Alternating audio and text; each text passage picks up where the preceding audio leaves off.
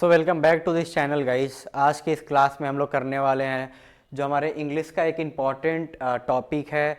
CLAT, AILET, CUET, UG, PG दोनों में पूछा जाता है पैसेजेस के रूप में। यहाँ पे रहते हैं या फिर आपको डायरेक्ट एक सेंटेंस दे दिया जाएगा और उसके बाद आपसे पूछेगा कि ये बताओ इसमें कौन सा फिगर ऑफ स्पीच का इस्तेमाल किया गया है। तो इस क्लास में हम लोग यही फिगर ऑफ स्पीच पढ़ने वाले हैं लोग। तो बेसिकली फिगर ऑफ स्पीच क्या होता है?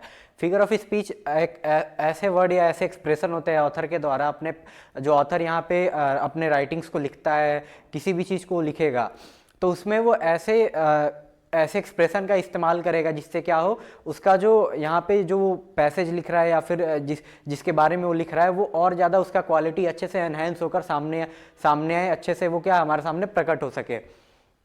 तो फिगर ऑफ स्पीच का इस्तेमाल इसीलिए लिए किया जाता है ताकि ऑथर क्या कर सके, अपने लैंग्वेज को और ज़्यादा क्रिएटिव बना पाए, ताकि जब रीडर एक सामने वाला, जब ऑथर का लिखा हुआ कोई सामने वाला रीडर पढ़ेगा उसका लिखा हुआ, तो उसको ये क्या लगे, यहाँ पे क्रिएटिव लगे।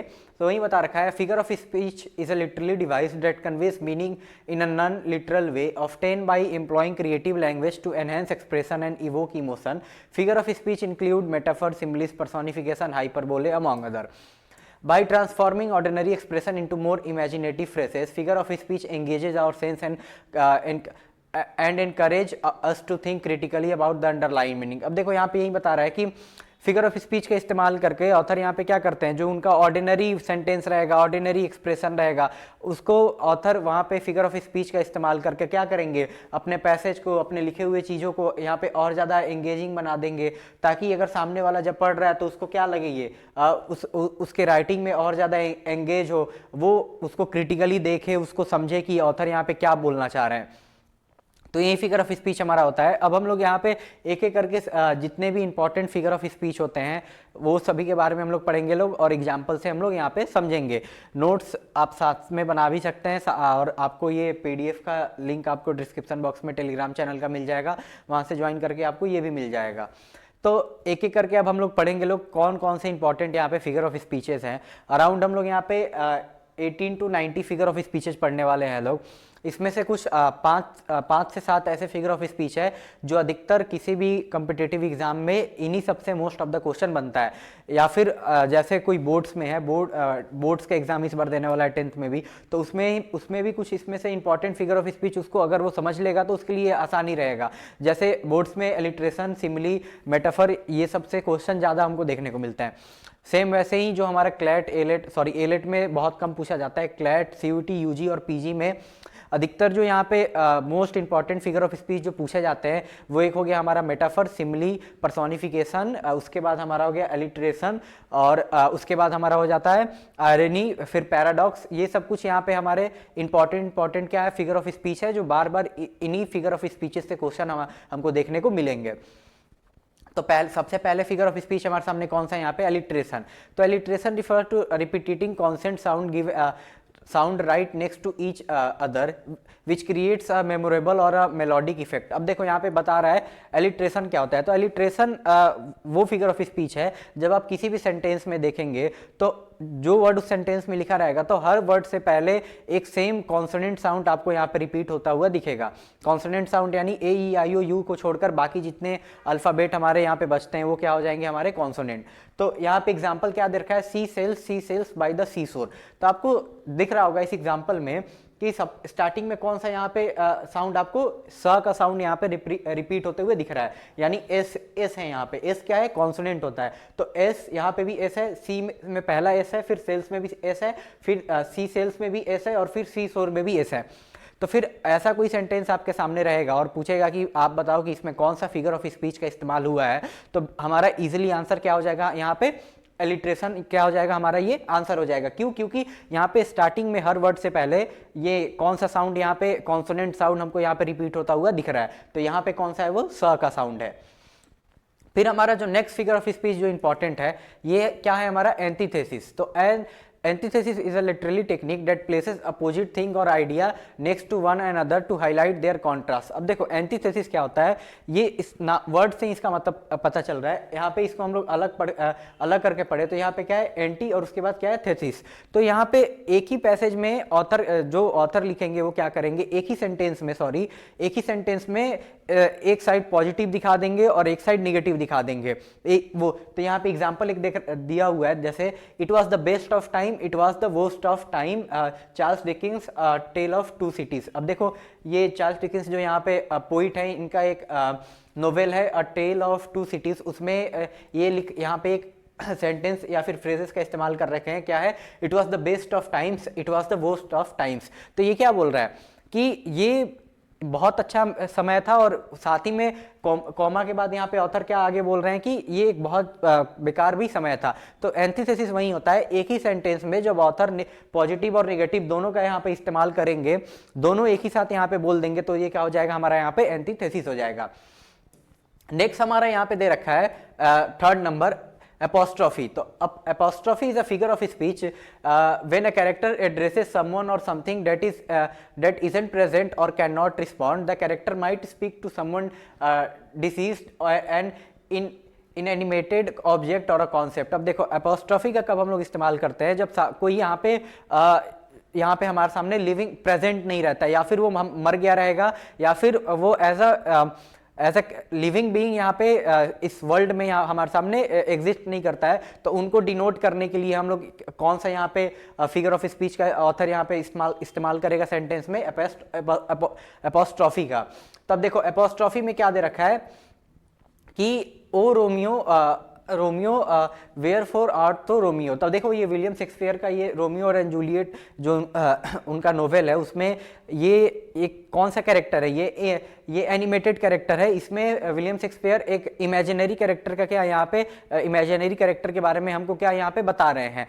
तो अगर ऐसा कोई सेंटेंस में उनके बारे में बात किया जाएगा जब वो हमारे सामने में इन रियलिटी एग्जिस्ट नहीं करते हो, या फिर उनका डेथ हो चुका होगा, या फिर वो कार्टूनिस्ट कैरेक्टर होंगे, तो उस समय जब ऑथर कुछ बात अपना बताएगा उनके बारे में लेकर, तो वो हमारा कौन सा फिगर ऑफ स्पीच हो जाएगा, एपोस्ट्रॉफी का। ठीक, अब देखो नेक्स्ट हमारा यहाँ पे जो फिगर ऑफ स्पीच है, ये क्या है, यूफेमिज्म का। तो euphemism is a soft and inoffensive word और phrases that replaces a harsh, unpleasant और hurtful one for the sake of sympathy और civility such as passed away और बाय डाउनसाइजिंग। अब देखो यूफेमिज्म का हम लोग कब प्रयोग करेंगे, लोग जब यहाँ पे कोई चीज हमको बताना होगा और वो सुनने में वो सामने वाले के लिए बहुत ज्यादा कड़वा रहेगा, यानी ऐसा चीज जब वो अगर हम लोग ऐसा चीज जो सामने वाले के लिए कड़वा रहेगा पर हम उसका टोन सॉफ्ट कर देंगे, उसी वर्ड को रिप्लेस करके जब हम लोग सॉफ्ट टोन में सामने वाले को कन्वे करेंगे अपने बात को, तो हम लोग उस समय ऑथर कौन सा फिगर ऑफ स्पीच इस्तेमाल कर रहा होगा, तो ये हमारा क्या हो जाएगा, यूफेमिज्म का। तो यहाँ पे एक एग्जांपल यहाँ पे जैसे यहाँ पे बता रखा है कि अगर मान लो यहाँ पे हम लोग क्या बोले, डायरेक्टली अगर हम लोग किसी को बोलेंगे कि उसका डेथ हो चुका है, तो यहाँ पे हम लोग डेथ हो चुका है ये ना बोलकर यहाँ पे ये बोल देंगे कि ही पास्ड अवे। तो पास्ड अवे थोड़ा ज्यादा यहाँ पे क्या सॉफ्ट टोन में हमको लग रहा है, और वहीं यहाँ पे डेथ हो चुका है ये क्या हो जाएगा, थोड़ा हार्श वर्ड लग रहा है, जो सामने वाले को सुनने में उतना ज्यादा वो कंफर्टेबल इसके लिए नहीं रहेगा। तो इसलिए यहाँ पे ऑथर क्या कर देगा, अपने फीलिंग को, अपने एक्सप्रेशन को डाउन साइज कर देगा, ताकि अगर कोई हार्श बात है, जो कठोर बात है, सामने वाले को सुनने में अच्छा नहीं लगेगा, तो उसका टोन हम लोग चेंज कर सामने वाले को अच्छे से तो नहीं, पर उसको हम लोग नर्म दिल से उसको ये चीज समझा सकते हैं। अब देखो यहाँ पे नेक्स्ट हमारा जो फिगर ऑफ स्पीच है ये कौन सा है, हाइपरबोले। तब देखो हाइपरबोले का इस्तेमाल हम लोग कब करेंगे, जब हमको अपना पॉइंट रखना होगा, हमको अपना बात रखना होगा सामने वाले के खिलाफ। तो उस समय हम लोग क्या करेंगे, अपने बात रखने के लिए जो अपने चीजों को बढ़ा चढ़ाकर जब यहाँ पे बोल के बताएंगे उसको, तब यहाँ पे कौन सा फिगर ऑफ स्पीच ऑथर इस्तेमाल करेंगे, वो हमारा हो जाएगा हाइपरबोले। तो hyperbole is a deliberate exaggeration that adds emphasis urgency और एक्साइटमेंट टू अ स्टेटमेंट। अब देखो एग्जाम्पल क्या दे रखा है, if I don't eat soon I am going to die of hunger. अब देखो ये सेंटेंस क्या बोल रहा है, अगर मुझे अभी खाना नहीं मिलेगा तो मैं मर जाऊंगा। तो यहाँ पे जो ऑथर लिखना चाह रहे हैं वो क्या बताना बताना चाह रहे हैं कि यही बोलना चाह रहे हैं कि मुझे बहुत तेज भूख लगा हुआ है, मुझे जल्दी से खाना दे दो। तो वो इस चीज को नॉर्मली ना बोलकर क्या कर रहे हैं, अपने बातों को बढ़ा चढ़ाकर बोल रहे हैं। तो बढ़ा चढ़ाकर कैसे बोल रहे हैं यहाँ पे कि अगर मुझे अभी जल्दी से खाना नहीं मिलेगा तो क्या हो जाएगा, मैं मर जाऊंगा। क्यों? क्योंकि मैं बहुत ज्यादा भूखा हूं। तो ऑथर को यहाँ पे क्या भूख लग रखा है, ऑथर को यहाँ पे खाना चाहिए। तो वहीं ऑथर अपना बात रखने के लिए, समझाने के लिए, सामने वाले को कन्वे करने के लिए एक चीज को यहाँ पे अपने सेंटेंस को कैसे बढ़ा चढ़ाकर प्रेजेंट कर रहे हैं। तो ऐसा कोई एग्जांपल हमको अपने सामने देखते हुए मिलेगा तो ये वो हमारा क्या हो जाएगा यहाँ पे, हाइपरबोले। अब देखो नेक्स्ट हमारा जो यहाँ पे फिगर ऑफ स्पीच है ये है irony. Irony is when there is a disparity between expectation and reality. It often highlights contrast between appearance and truth, or intention and outcome, creating a humorous, tragic or thought-provoking effect. अब देखो यहाँ पे irony क्या होगा, irony ऐसा figure of speech है जब सामने वाला अगर कोई अपना बात रख रहा है, वो बात रखेगा ए और जब उसका रिजल्ट परिणाम सामने आएगा तो वो बी रहेगा। मतलब वो अपने बात से जब पूरे तरीके से अपोजिट रह जाएगा, मतलब वो बोलेगा कि मैं ये करूंगा पर वो करने के बजाय कुछ उसका उल्टा कर देता है, तो ये हमारा क्या हो जाएगा, यहाँ पे आयरनी होगा। इतना जल्दी से आप लोग नोट करो, फिर मैं आगे इसका एग्जाम्पल दे रहा हूं।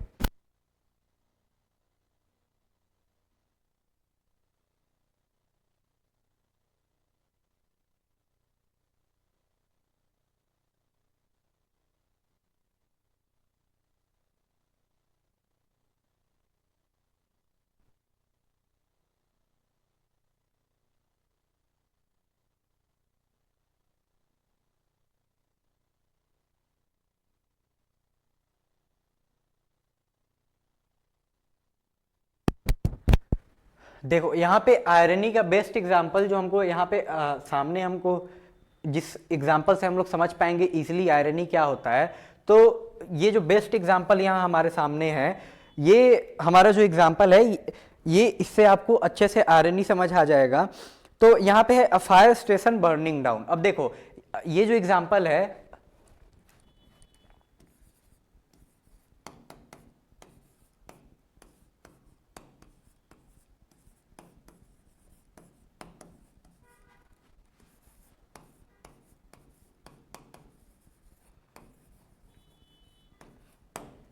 अब देखो फायर स्टेशन का काम क्या होता है, यहाँ पे अगर कहीं दूसरे जगह पे आग लग गया है तो जाकर उसको क्या करना होता है, फायर स्टेशन वाले को यहाँ पे आग को बुझाना रहता है। तो यहाँ पे क्या हो जा रहा है, फायर स्टेशन में ही आग लग जा रहा है और फायर स्टेशन क्या हो जा रहा है, यहाँ पे जल रहा है। तो ये क्या हो जाएगा, बिल्कुल अपोजिट है। जो फायर स्टेशन का यहाँ पे काम है, जिस चीज के लिए वो बना है, वो उसी चीज को अपने आप को बचाने के लिए यहाँ पे वो कुछ यहाँ पे कर नहीं पा रहा है। तो ये आयरनी का हमारे सामने बेस्ट एग्जांपल रहेगा कि एक्सपेक्टेशन कुछ और रहेगा और रियलिटी में यहाँ पे कुछ और हमको सामने में यहाँ पे होता हुआ दिखेगा। अब यहाँ पे नेक्स्ट एग्जाम्पल दे रखा है marriage counsellor filing for divorce. अब देखो मैरिज काउंसलर कौन होता है, मैरिज काउंसलर का काम क्या होता है, यहाँ पे शादी कराना या फिर शादी का एडवाइस देना। तो मैरिज काउंसलर ही क्या कर रहा है, अब यहाँ पे डाइवोर्स के लिए फाइल कर रहा है, यानी उसका शादी हो चुका है और वो यहाँ पे क्या चाह रहा है, डाइवोर्स चाह रहा है। तो यहाँ पे मैरिज काउंसलर का काम क्या है यहाँ पे, कि दूसरे को यहाँ पे एडवाइस करना, शादी हो रहा है तो मतलब कैसे किया जा सके, या फिर कुछ यहाँ पे दिक्कत चल रहा है रिलेशनशिप में, उसको संभालना, उसको एडवाइस देना। पर यहाँ पे अपोजिट मैरिज काउंसलर अपने काम से अपोजिट क्या कर रहा है, उसका जो शादी हो रखा है वो यहाँ पे डाइवोर्स के लिए फाइल कर रहा है। तो ये बिल्कुल क्या हो जाएगा, हमारा आयरनी हो जाएगा। तो जब ऐसे फिगर ऑफ स्पीच ऐसे सेंटेंसेस जहाँ पे एक जो सामने वाला ऑथर जिसके बारे में बता रहा होगा उसका एक्सपेक्टेशन कुछ और निकल कर आएगा पर इन रियलिटी रिजल्ट कुछ और रहेगा, तो वहां पे हम लोग कौन से फिगर ऑफ स्पीच का इस्तेमाल करेंगे लोग, आयरनी।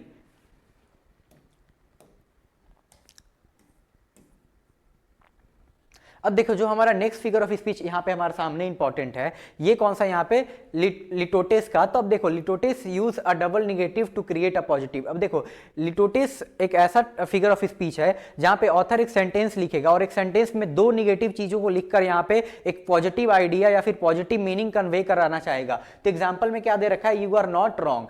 इसका मतलब हिंदी में क्या हुआ कि आप गलत नहीं हो। अब देखो इसमें दो नेगेटिव चीजों को, दो नेगेटिव वर्ड का इस्तेमाल किया गया है। रॉन्ग क्या होता है, ये नेगेटिव वर्ड है, और नॉट क्या है, ये भी नेगेटिव वर्ड है। तो यहाँ पे दो नेगेटिव वर्ड का इस्तेमाल करके ऑथर यहाँ पे क्या कर रहा है, एक पॉजिटिव आउटकम को यहाँ पे क्रिएट कर रहा है, जिस कारण से अगर ऐसा कोई हमको सेंटेंस देखने को मिलेगा तो वो किस type of figure of speech रहेगा, लिटोटेस। तो वही यहाँ पे दे रखा है यू आर नॉट स्ट्रॉन्ग। तो हमेशा ध्यान रखना है जहां पे दो नेगेटिव यहाँ पे आइडिया को यहाँ पे ऑथर या फिर दो वर्ड का नेगेटिव वर्ड का इस्तेमाल करके ऑथर कुछ पॉजिटिव यहाँ पे हमको समझाने का कोशिश करेगा तो क्या हो जाएगा हमारा, लिटोटेस।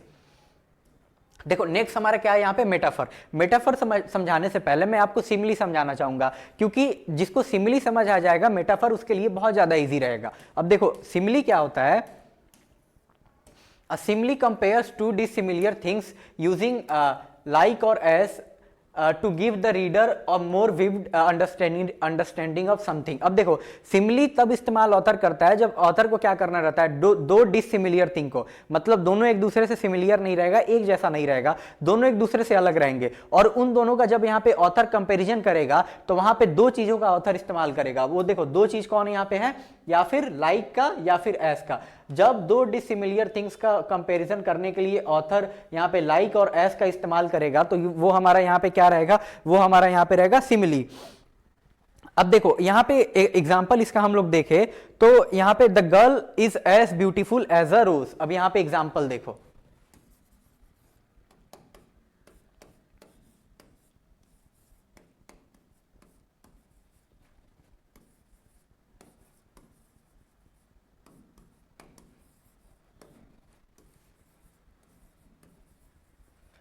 अब यहाँ पे देखो यहाँ पे ऑथर क्या कर रहा है, दो डिसिमिलियर थिंग्स है। अब कौन कौन से वो दो यहाँ पे अलग अलग चीज हैं, एक यहाँ पे क्या है, गर्ल्स है, और यहाँ पे दूसरा क्या है, रोज है। अब यहाँ पे गर्ल्स और रोज का क्या किया गया है, कंपैरिजन किया गया है। अब किस चीज का इस्तेमाल किया गया है कंपैरिजन करने के लिए, तो यहाँ पे इस्तेमाल किस चीज का किया गया है, एस का। तो यहाँ पे एग्जाम्पल में क्या दे रखा है, the girl is as beautiful as a rose. तो यहाँ पे जो लड़की है उसका कंपैरिजन किसके साथ किया जा रहा है, रोज के साथ, कि जितना सुंदर यहाँ पे रोज होता है उतना ही सुंदर यहाँ पे क्या लड़की होती है। तो अगर मान लो ऑथर किसी दो डिसिमिलियर थिंग्स का जो एक जैसा नहीं होगा उनका कंपैरिजन करने के लिए ऑथर कभी भी अपने सेंटेंस में लाइक या फिर एज का इस्तेमाल करेगा तो वो हमारा क्या हो जाएगा यहाँ पे, सिमिली। अब देखो सिमिली ये बहुत इजी है, एक एग्जांपल से आपको ये समझ आ गया होगा। अब सिमिली आपको समझ आ गया तो आपको इजीली यहाँ पे क्या समझ आ जाएगा, आपको इजीली यहाँ पे मेटाफर समझ आ जाएगा। क्यों, क्योंकि मेटाफर में भी दो डिसिमिलियर थिंग्स का यहाँ पे कंपैरिजन किया जाता है, पर मेटाफर में डिफरेंस क्या है, वहां पे लाइक और एस का इस्तेमाल नहीं होगा। वहां पे भी क्या किया जाएगा, दो अलग अलग चीजें रहेंगे जिनका जो एक दूसरे से सामान्य नहीं रहेंगे, और दोनों का यहाँ पे कंपेरिजन किया जाएगा, पर उसमें लाइक या फिर एस का इस्तेमाल नहीं रहेगा, तो वो हमारा क्या हो जाएगा, मेटाफर हो जाएगा। तो अब देखो उसका हम लोग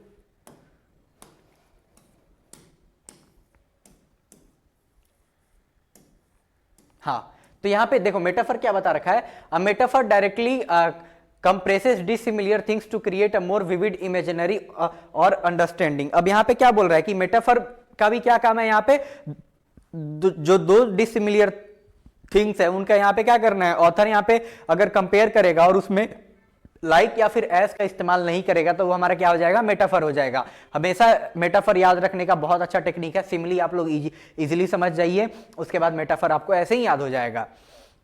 तो अगर हम लोग अब यहाँ पे मेटाफर का एग्जाम्पल देखें तो मेटाफर का एग्जाम्पल क्या है, अब देखो मेटाफर का एग्जाम्पल अगर हम लोग देखें यहाँ पे तो the hostel is a diamond in the sky. अब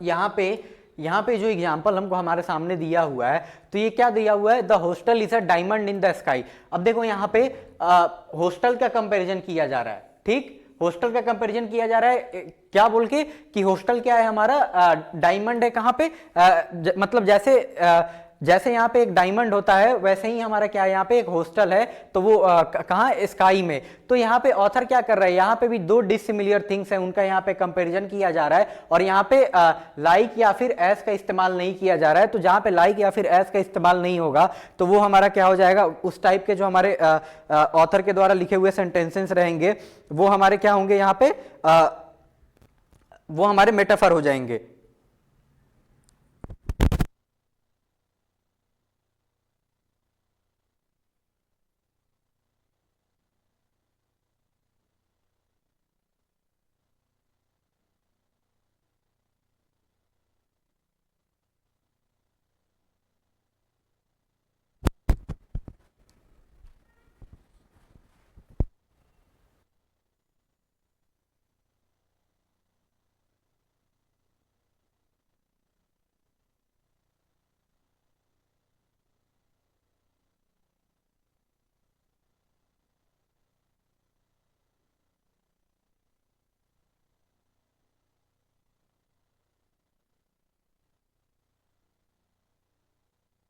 तो हेलो, अब देख यहाँ पे क्या है, यहाँ पे भी दो चीजों का कंपैरिजन किया।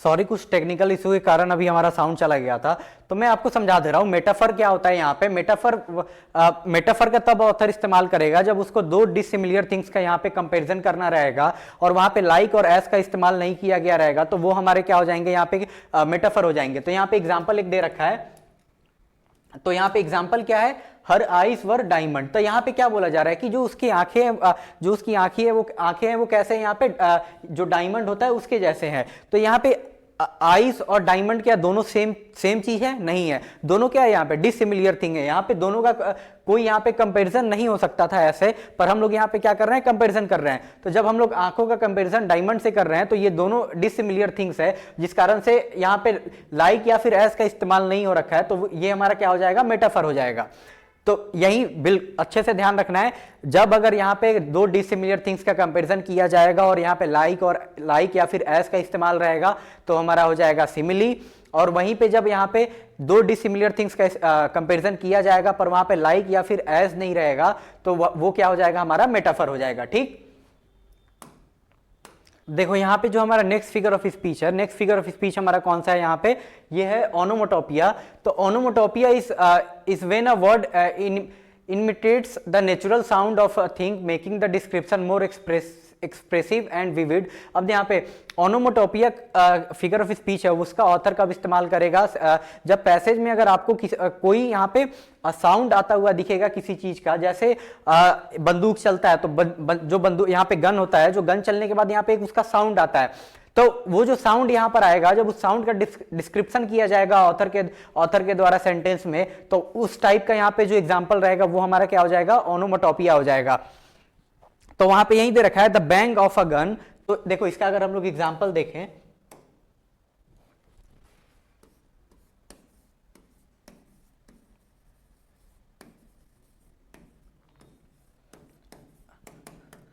अब देखो यहाँ पे एग्जांपल में क्या है, यहाँ पे the bang of a gun. अब देखो जो यहाँ पे गन यहाँ पे फायर होगा तो उसमें से साउंड जो आएगा यहाँ पे वो किस चीज का आएगा, बैंग का साउंड आएगा। तो ये साउंड हमारा जब ऑथर यहाँ पे कोई ऐसा सेंटेंस लिखेगा जहां पे किसी चीज के साउंड के बारे में यहाँ पे बताया जाएगा तो वो क्या हो जाएगा, हमारा ओनोमोटोपिया हो जाएगा। एक और एग्जांपल हमारा दे रखा है the his of a snake. तो जब स्नेक अपना जब वो मुंह खोलता है तो उससे जो साउंड आता है किसी को डसने के लिए, तो हिस का यहाँ पे क्या होता है, साउंड आता है। तो वही ऑथर जब यहाँ पे बताएगा किसी साउंड के बारे में तो वो उस टाइप का हमारा जो एग्जांपल रहेगा वो क्या हो जाएगा, हमारा यहाँ पे ओनोमोटोपिया।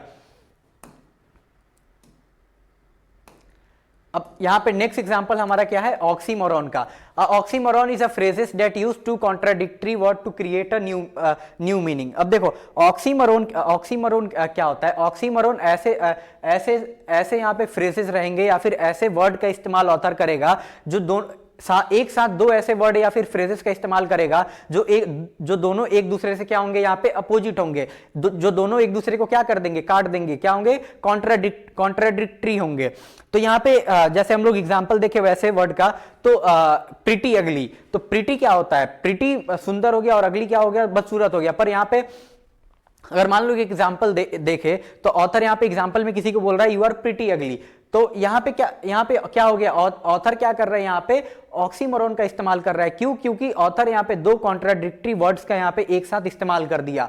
तो इस टाइप का एग्जाम्पल क्या हो जाएगा हमारा, यहाँ पे ऑक्सीमोरॉन हो जाएगा। या फिर एग्जाम्पल एक और हम लोग एग्जाम्पल देखें ऑक्सीमोरॉन का, तो वो क्या हो जाएगा, यू आर नाइस बैड। तो इस टाइप जहां पे ऑथर क्या बोल रहा है, एक साथ तो ऑथर बोल रहा है नाइस और सामने उसी पल वहां पे दूसरा वर्ड कौन सा यहाँ पे इस्तेमाल हो रहा है, बैड। तो ये दोनों वर्ड क्या है, एक दूसरे से यहाँ पे कॉन्ट्राडिक्टरी हैं। तो जब ऑथर ऐसे फ्रेजेस या फिर वर्ड्स का इस्तेमाल करेगा तो वो हमारा क्या हो जाएगा, ऑक्सीमोरॉन।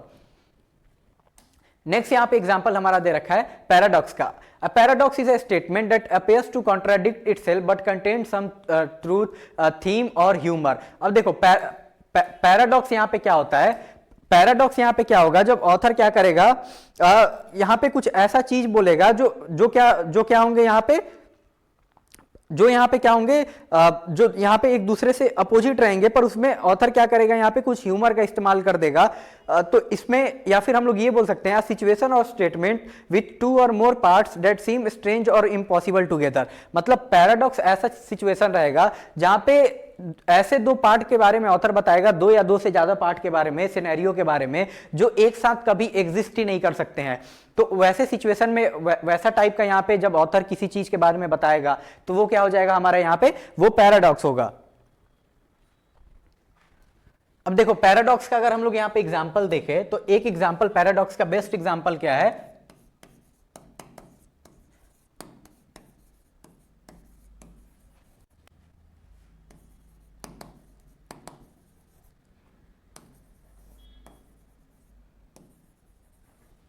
यहाँ पे बेस्ट एग्जांपल यहाँ पे क्या है, this is beginning of an end. तो यहाँ पे क्या बोल रहा है, यहाँ पे ऑथर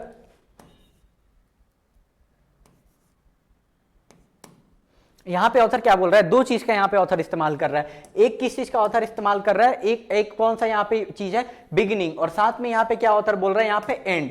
तो यहाँ पे इस एग्जांपल में क्या है, this is beginning of an end, यानी यहां से अब तुम्हारे अंत का शुरुआत हो चुका है। तो ये यहाँ पे क्या है, यहाँ पे आपको जैसे दिख रहा होगा, ये क्या है, ये दो ऐसे चीज है जो एक साथ क्या एक सिचुएशन में यहाँ पे एग्जिस्ट नहीं कर सकते हैं। तो इस टाइप के सिचुएशन को हम लोग क्या बोलेंगे, यहाँ पे ऑथर क्या किया है और इसमें ह्यूमर को डाल दिया है यहाँ पे, ताकि ये थोड़ा ह्यूमरस चीज लगे। तो ऐसे सिचुएशन में ऑथर क्या बोल रहा है, किसी को समझा रहा है ऑथर कि यहां से तुम्हारा अंत शुरू होता है। तो इस टाइप के सेंटेंस को हम लोग क्या बोलेंगे, यहाँ पे ये हमारा हो जाएगा पैराडॉक्स।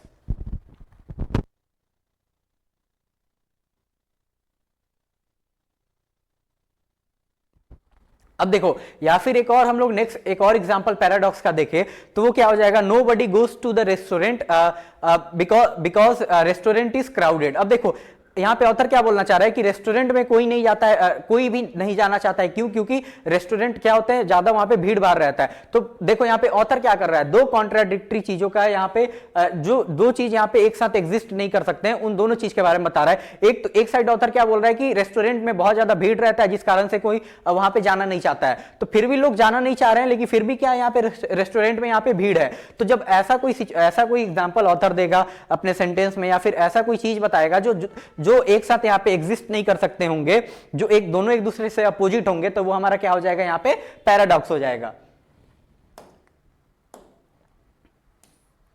अब नेक्स्ट हमारा यहाँ पे फिगर ऑफ स्पीच कौन सा है, पर्सोनिफिकेशन।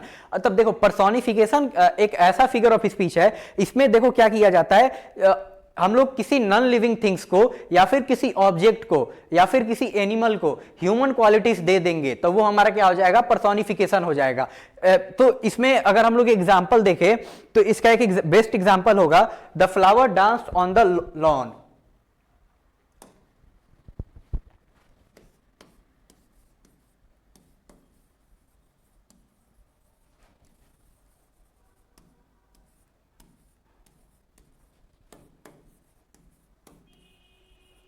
अब देखो यहां पे एक चीज समझो, ये फ्लावर क्या है, यहां पे फ्लावर फ्लावर ह्यूमन बीइंग है नहीं है, तो हम लोग क्या कर रहे हैं लोग, और डांस कौन करते हैं यहाँ पे, जो ह्यूमन बीइंग होते हैं वही क्या करते हैं यहाँ पे बेसिकली डांस करते हैं। तो हम लोग यहाँ पे क्या कर रहे हैं लोग, एक यहाँ पे किसी फ्लावर को यहाँ पे जो हम लोग एक ह्यूमन क्वालिटीज दे दिए लोग, तो जिस कारण से अगर किसी भी ऐसे सेंटेंस में जब हम लोग किसी ऑब्जेक्ट को, किसी एनिमल को जो या फिर जो ह्यूमन बीइंग नहीं होता है उसको अगर हम लोग यहाँ पे ह्यूमन के क्वालिटीज दे देंगे तो वो हमारा क्या हो जाएगा, यहाँ पे पर्सोनिफिकेशन हो जाएगा। तो इसका बेस्ट एग्जांपल क्या है, the flower dance on the lawn, यानी फ्लावर क्या कर रही है, जो गार्डन है उसमें यहाँ पे डांस कर रही है। तो डांस कौन करता है, यहाँ पे ह्यूमन डांस करते हैं। तो ह्यूमन का क्वालिटी हम लोग यहाँ पे फ्लावर को दे दिए, तो इस टाइप का अगर कोई भी सेंटेंसेस रहेगा तो वो हमारा क्या हो जाएगा, यहाँ पे पर्सोनिफिकेशन हो जाएगा।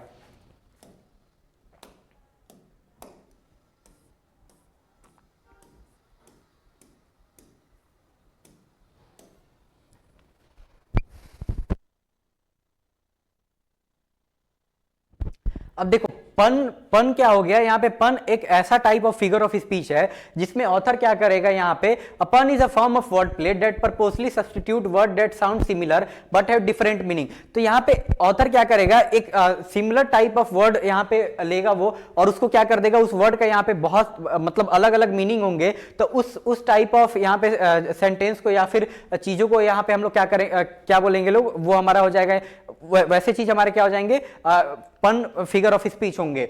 तो अगर इसका हम लोग एग्जांपल देखकर ज्यादा अच्छे से समझे तो इसका एक बेस्ट एग्जांपल होगा, I am on a seafood diet, I see food and I ईट।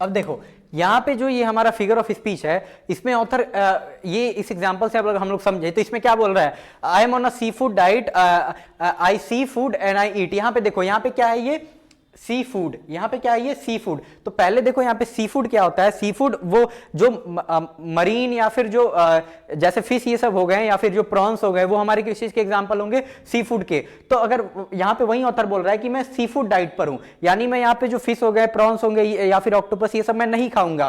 पर साथ ही में इस वर्ड का अगर हम लोग इसको तोड़ दे तो इसका और क्या मीनिंग हो जाएगा, आई सी फूड एंड आई ईट। तो यहाँ पे क्या, ऐसे टाइप को जब ऑथर यहाँ पे ह्यूमर से किसी वर्ड का यहाँ पे वर्ड प्ले कर देगा, उस वर्ड का मीनिंग सब्स्टिट्यूट कर देगा, तो इस टाइप का जब हमको यहाँ पे एग्जांपल, इस टाइप का जब हमको यहाँ पे सेंटेंस देखने को मिलेगा तो वो हमारा क्या हो जाएगा, यहाँ पे पन हो जाएगा।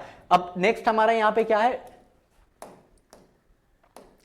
नेक्स्ट हमारा सिमिली हो चुका था, और जो यहाँ पे हमारा लास्ट फिगर ऑफ स्पीच है, तो लास्ट फिगर ऑफ स्पीच क्या है, यहाँ पे दे रखा है साइनेडॉच। तो synecdoche is when a smaller unit is used to signify a larger unit और अ वाइस वर्सा। अब देखो साइनेडॉट एक ऐसा फिगर ऑफ स्पीच होगा जिसमें ऑथर क्या करेगा, किसी छोटे चीज का इस्तेमाल करके किसी बड़े चीज के बारे में बताएगा, या फिर किसी बड़े चीज का यहाँ पे इस्तेमाल कर किसी छोटे चीज के बारे में जब यहाँ पे बताएगा तो वो हमारा क्या हो जाएगा, यहाँ पे साइनेडॉच। अब अगर हम लोग यहाँ पे इसका एग्जाम्पल देखें साइनेडॉच का, in the expression sorry all hands on deck. अब देखो यहाँ पे एक एग्जांपल क्या दिया हुआ है,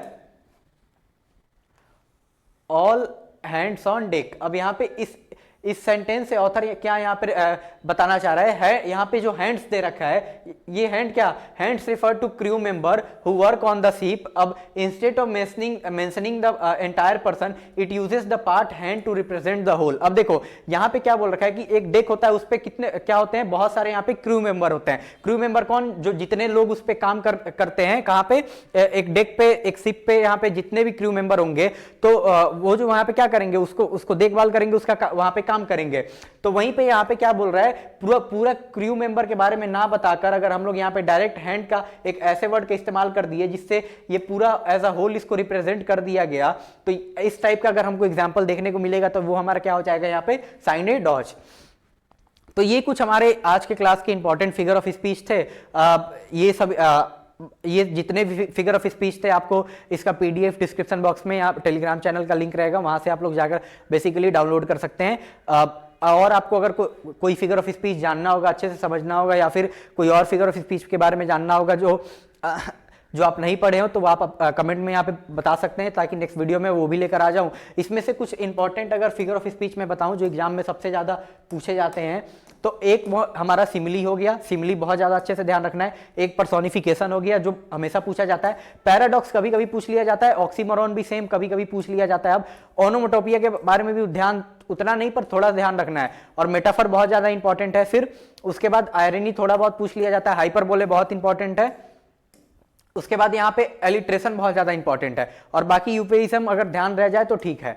पर इसमें से जो मेन फिगर ऑफ स्पीच जो ध्यान अच्छे से रखना है वो हमारा एक हो जाएगा एलिट्रेशन, एक हो जाएगा हमारा यहाँ पे सिमिली, एक हो जाएगा यहाँ पे मेटाफर, एक हो जाएगा पर्सोनिफिकेशन। और पर्सोनिफिकेशन के अलावा यहाँ पे अगर कोई इंपॉर्टेंट और एक पैराडॉक्स, और ये हमारे कुछ यहाँ पे क्या है इंपॉर्टेंट फिगर ऑफ स्पीच है जो किसी भी सिचुएशन में आपको पता होना चाहिए। क्यों? क्योंकि मोस्ट ऑफ द क्वेश्चन जो पूछे जाते हैं क्लैट से लेकर सीयूईटी ये सब में, इंग्लिश सेक्शन में, वो इन्हीं फिगर ऑफ स्पीचेस में रहते हैं। तो आज की क्लास में इतना ही, फिर से मिलेंगे नेक्स्ट वीडियो में आपसे। तब तक के लिए टाटा बाय बाय, जय हिंद।